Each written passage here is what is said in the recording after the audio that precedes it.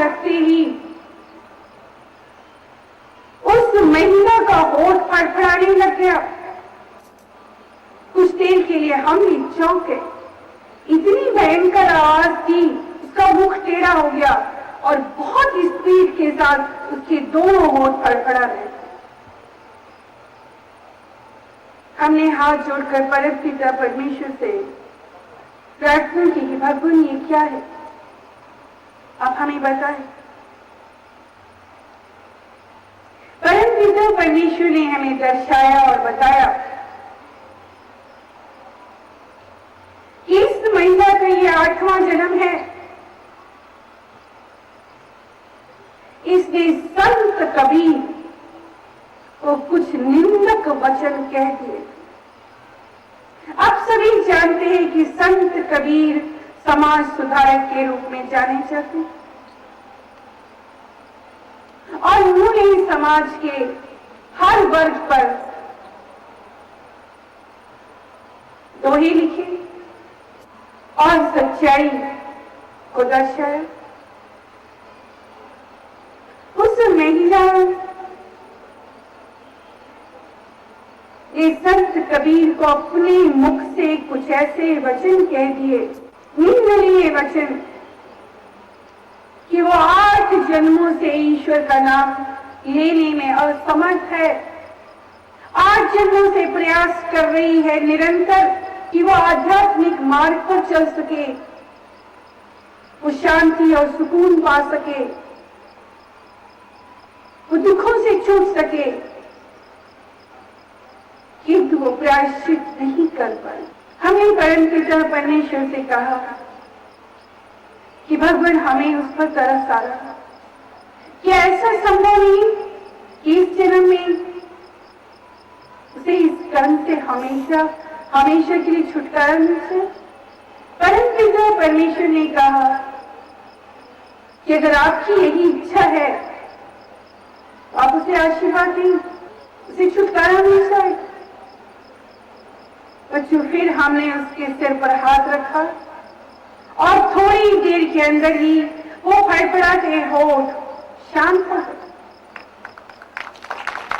कहना चाहेंगे, जब व्यक्ति किसी से ईर्ष्या करता है, ईर्ष्या मन का वो विकार है, बुरा द्वेष है, कारण उसकी आंखों पर पर्दा पड़ जाता है। वो लेने नहीं ले पाता कि वो क्या कह रहा है, क्या कर्म कर रहा है, मगर इसका फल उसे भुगतना ही पड़ता। कुछ यहाँ कहना चाहेंगे, सब जग ईश्वर रूप है, सब जग ईश्वर रूप है, भलो बुरो नहीं कोई। सब जग ईश्वर रूप है, भलो बुरो नहीं कोई। जैसी जाकी भावना, जैसी जाकी भावना, तैसो ही फल होए। और इसके लिए बहुत जरूरी है कि ना बुरा देखें, ना बुरा सुने, ना बुरा बोले। जी हाँ, आपको बुरा सुनना ही नहीं चाहिए। बुरी बात सुनने में बड़ा आनंद आता है, बड़ा रस आता है। किसी पड़ोसी के घर, किसी मोहल्ले में कोई घटना घटित हो जाए, पता चला उसकी बेटी घर से भाग गई, आप सबके लिए तमाशा, आप सबको रस आता है। थोड़ी थोड़ी देर बाद पूछते हैं, अब क्या हो? कुछ पता चला? किसके साथ भागी है? किसी लड़के के साथ भागी? कब भागी? किसी के बेटे के साथ कोई अनर्थ हो जाए, आप सबको रस आता। उसके घर जाकर खोद खोद कर प्रश्न किए जाते हैं, वहां हमदर्दी नहीं होती।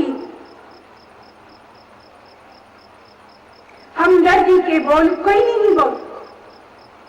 ढाढ़स, हौसला, संतावना आज कोई नहीं।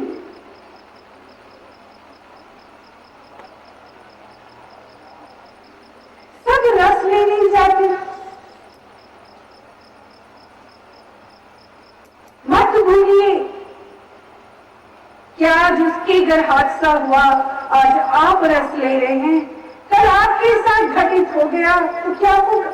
इस संसार में हर व्यक्ति एक सा ही जीवन जी रहा है। आप सब सामाजिक प्राणी हैं, आप सब समाज का एक हिस्सा हैं, आप सब परिवार के दायरे में जी रहे। आपकी भी बेटी है, बेटा है, समाज है, परिवार है। जिनकी घर बेटियां हों वो दूसरों की बेटियों पर उंगली नहीं उठाते,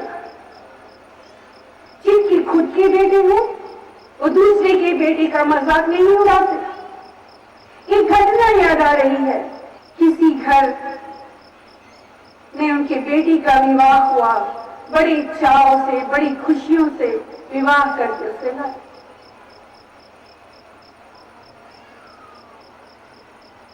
पड़ोसी ही जा जाकर बहू को भड़काया कर। चलिए ये बात एक अलग विषय।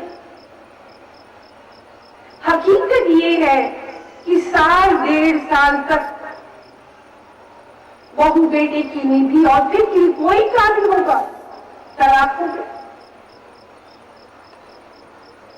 अब मोहल्ले के लिए, पड़ोसियों के लिए एक विषय बन गया चर्चा का, निंदा का, तमाशा। सबसे ज्यादा जो रस ले रहे थे वो पड़ोसी ले रहे थे। सारी खबरें पड़ोसी ही बाहर पहुंचाते, नमक मिर्च मसाले के साथ, और आगे जितनी बढ़ती जाती है उतना मसाला चटकारा ले लेकर लोग कहानी सुनाते। बच्चों, मुश्किल से 2 महीने गुजरे होंगे इस घटना को। वो पड़ोसी जो एक एक बात को दुनिया में, मोहल्ले में फैला रहे थे, उनकी बेटी का ब्याह हुआ। बेटी जिस पांव गई उसी उल्टे पांव वापस आ गई। पहले फेरे में आई और फिर दोबारा कभी नहीं गई, तलाक हो गया। अब उन्हें पता चला, अब रोते हैं, हाय हाय तौबा करते हैं। अपना दुख दुख है, पराये का दुख तो रस है, आनंद है, तमाशा है। निंदा करने का एक मौका मिला। बच्चे ऐसा नहीं करना चाहिए। डरिए उस हर हालात से जो कभी भी किसी पर पलट के आ सकते हैं। जो आज आप कर रहे हैं, यकीनन हूबहू वो पलट कर आप पर आएगा ही। वाणी बहुत बड़ा तप है। मुख से बहुत सोच समझ कर ही वाणी बोलनी चाहिए, वरना अनर्थ हो जाता। वाणी ही जीवन संवारती है, वाणी ही सुख देती है। वाणी से ही विकास होता है, वाणी से ही गुरु मिलता है, वाणी से ही राम मिल जाता है। वाणी ही जीवन का सौंदर्य है, वाणी ही शिष्टाचार है, वाणी ही अनुशासन है। निंदा के बाद आपकी वाणी में एक दोष जो जर्रे जर्रे में नजर आता है बहुत ज्यादा, वो है अहंकार।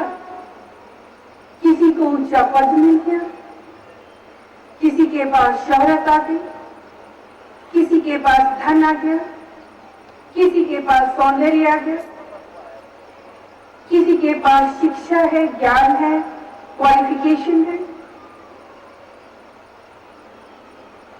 100 अनेकों कार्य। कईयों पर तो रब की मेहरबानी से कोई ऐसा रबी गुण है, आवाज है। सच पे ये सारी नेमतें उस परमात्मा की दी। फिर अगर हम उस पर अहम करके दूसरों के साथ गलत व्यवहार करें, ये जताएं कि ये मेरा है, ये मैंने किया,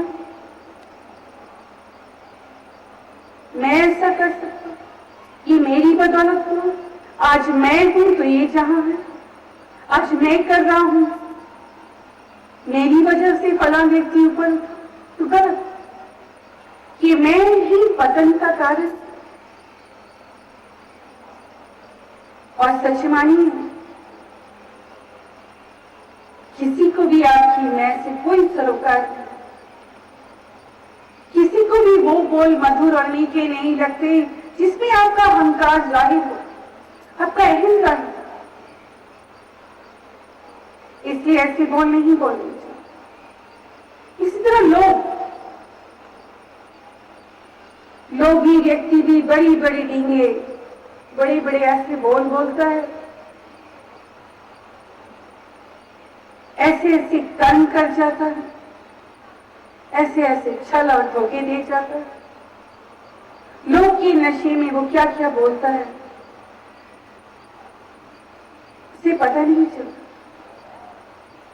इसी तरह मोह, जिसे इस जगत का मोह हो, वो किसी को क्या देगा, उससे कोई मांगे तो इनकार कर देगा, कि उसे संसार के नश्वर जगत से मोह है।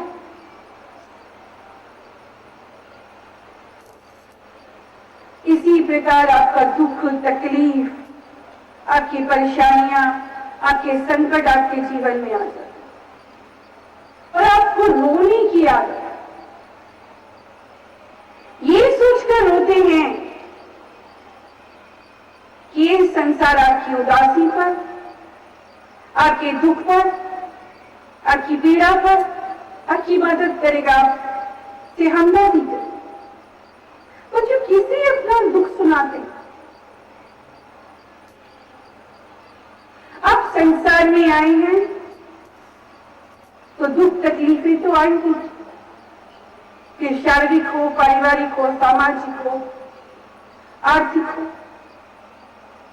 आप लोगों के सामने अपना रोना क्यों रोते हैं?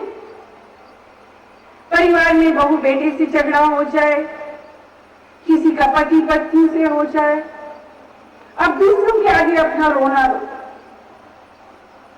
ये सोचकर कि वो आपसे हमदर्दी करेंगे, सिंपैथी करेंगे, वो आपके अपने। जब आपके अपने न बन सके, दूसरों से गैर से कैसे होंगे? ये कर्म आपका गलत है। कभी भी अपना गम, अपनी उदासी, अपनी परेशानी, अपना संकट का रोना दूसरों के सामने मत रो, उसमें इस कदर इन्वॉल्व मत हो जाएं कि जिंदगी आपको अवसर दे और उस अवसर का आप लाभ न उठा। कई ऐसे बच्चे और सांसारिक लोग आते हैं जो इस बात की दुहाई देते हैं कि हम इस वजह से पास नहीं हुए कि हमारे घर में फला संकट आ गया था,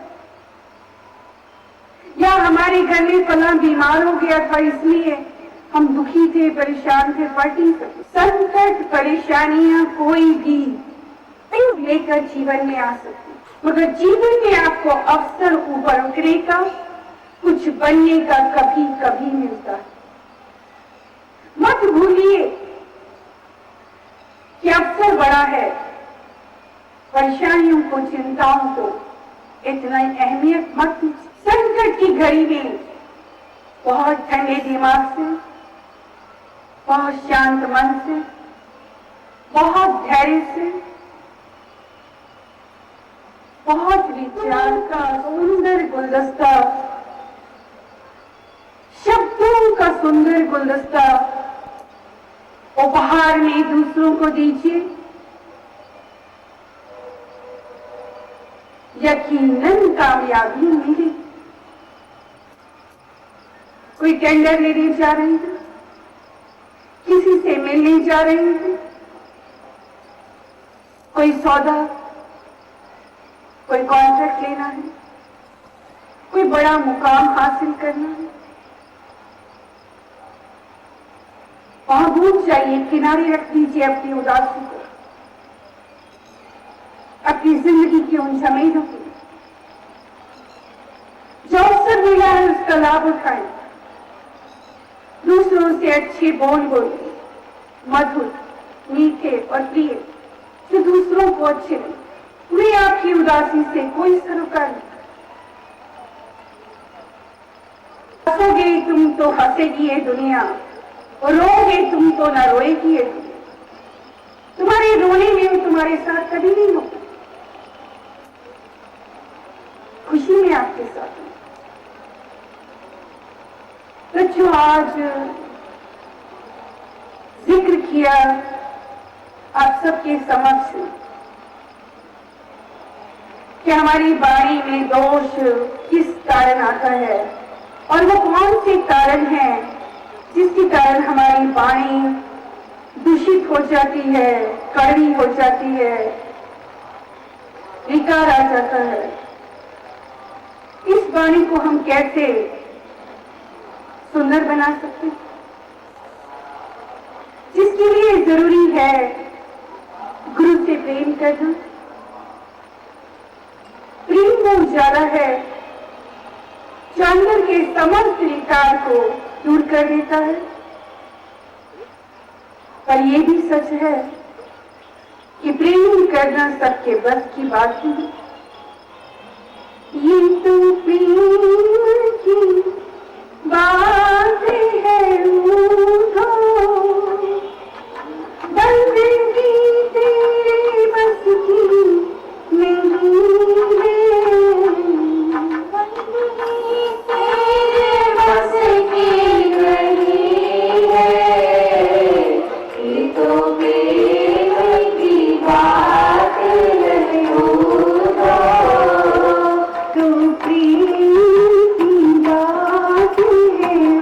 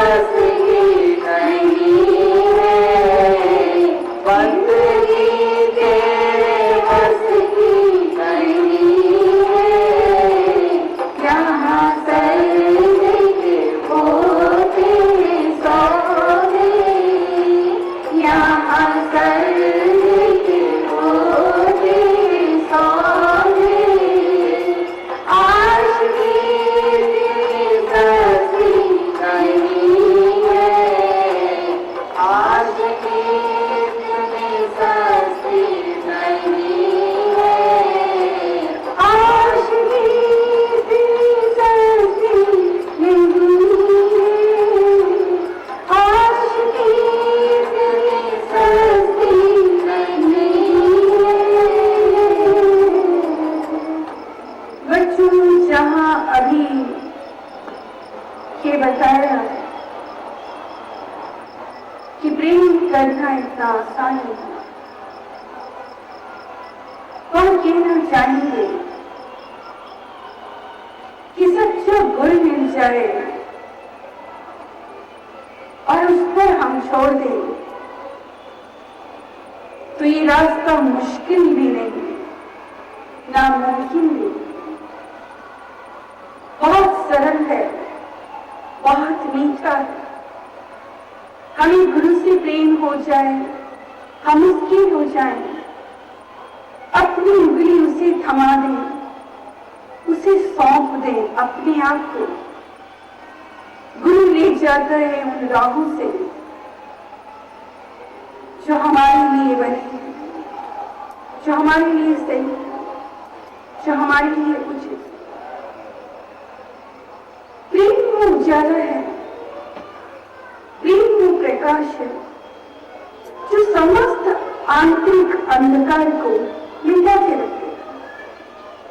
वो अंधकार, वो विकार, वो दोष, वो द्वेष, वो समस्त बुराइयां मिट जाती। आपको बताना चाहेंगे, टॉलस्टॉय एक दार्शनिक हुए, एक राइटर हुए। उन्होंने बहुत सुंदर सुंदर कहानियां लिखी।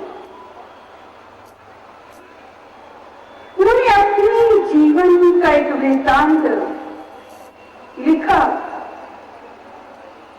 कि जब करीब से इस जहां को उन्होंने पढ़ा, बहुत सा दर्द, बहुत सी गहराइयां, बहुत सी उलझन। एक रात वो सो नहीं सकी, सारी रात करवट लेते रहे और विधाता से प्रश्न करते। सारी रात उलझन में गुजरी, अशांतता में। प्रातः उठते ही एक तड़प थी,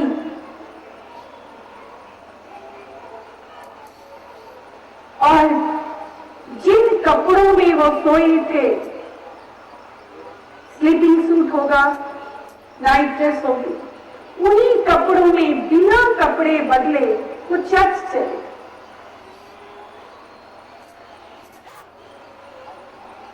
और चर्च जाकर आंखें बंद करके वो सारे सवाल जो उनके मन में थे परमात्मा के आगे, परम पिता के आगे रख दिए। टॉलस्टॉय ने लिखा है कि वो कुछ देर, वो कुछ पल, वो कुछ घंटे जो उन्होंने चर्च में गुजारे, उन्हें ऐसे लगा जिसे अथाह समंदर उनके अंदर हिलोरे खा था। एक शांति का एहसास हुआ, ऐसा लगा कि वो जो चाहते हैं उन्हें मिल गए। एक रूहानी सुख,